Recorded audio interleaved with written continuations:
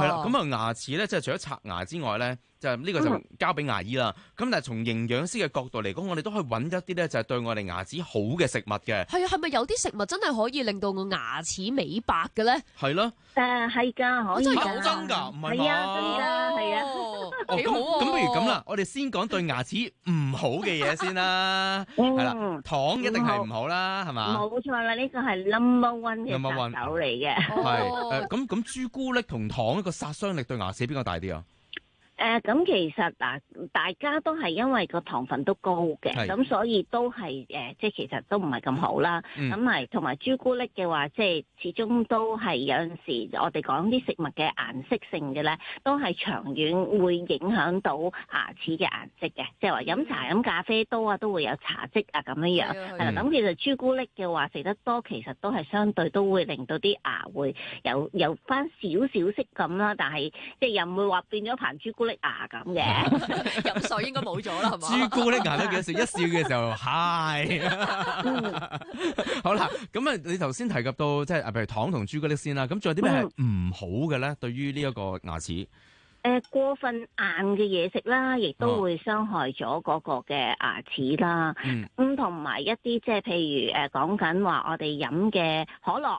咁嗰個嘅碳酸飲品啊，個磷質啦，可樂過高嘅話，咁其實亦都會對牙齒個琺瑯質有損啊咁咯。咁睇下會唔會飲完可樂之後，跟住就刷個牙，不過都唔係咁好噶啦。呢個交俾問翻牙醫先。我都有注意翻喎。其實好多時即係如果而家睇翻啲資訊嘅話，都係講食完嘢其實唔好即刻刷牙。係啊，因為軟化咗個琺瑯質，非常之硬。係啊。係啦，好，咁我哋先數咗啲唔好噶啦，一兩個。我哋主要 focus on 一啲係好嘅。好。頭先 Mimi 提及過，有啲食物係可以點樣令到牙齒美白啊？咁神奇。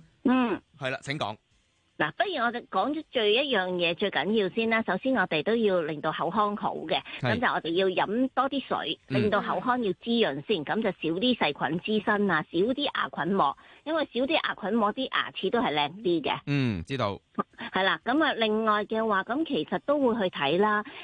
頭先我講唔好咬太硬嘅嘢，但係原來爽脆嘅嘢咧，都係可以有潔白牙齒嘅，係啦，即係令到啲保護個琺瑯質靚啲啊，減低啲牙菌膜滋生啊咁。咁譬如好似咬蘋果啊，咬啲爽爽脆脆嘅生紅蘿蔔啊等等呢啲咧，都係可以有潔白牙齒啊。即係我美白嘅咧，就可以食下嗰啲，譬如頭先提及過嘅蘋果啊、青瓜咁呢一類型爽脆嘅食物。菠蘿都可以嘅，因為菠蘿入面有佢嘅物質，可以令到牙齒都係可以潔白靚嘅。士多啤梨都得。菠蘿戒口啊，咪咪。係。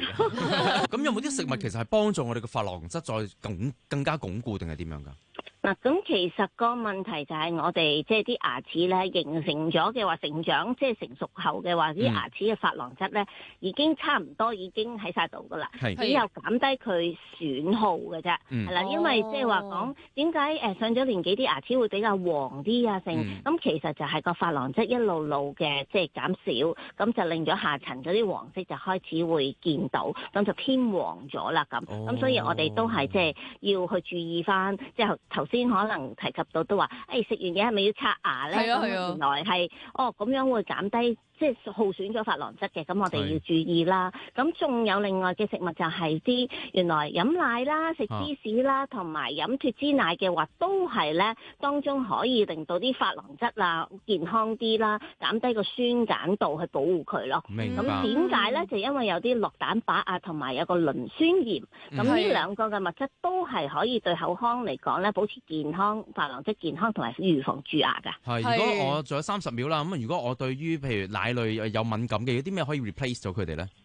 芝士乳酪啦，正常嚟講，你睇下如果你係對乳糖嘅，即係可能會話有啲反應，食咗會腹脹啊、肚屙嘅，咁其實可以睇下乳酪同芝士得唔得咯。如果唔得飲奶嘅話，真係可能牛奶蛋白嘅，咁就試下豆奶都可以嘅。豆奶係啦，咁啊就唔好諗住傳統嗰啲譬如豬骨湯，都唔知要煲幾多煲先至有嗰啲嘅營養啊嚇。咁啊，但牙齒好緊要嘅，咁啊靚嘅牙齒笑起上嚟都靚啲啦。咁希望大家多多保養自己嘅牙齒。今日傾住咁多先，唔該晒咪咪，拜拜。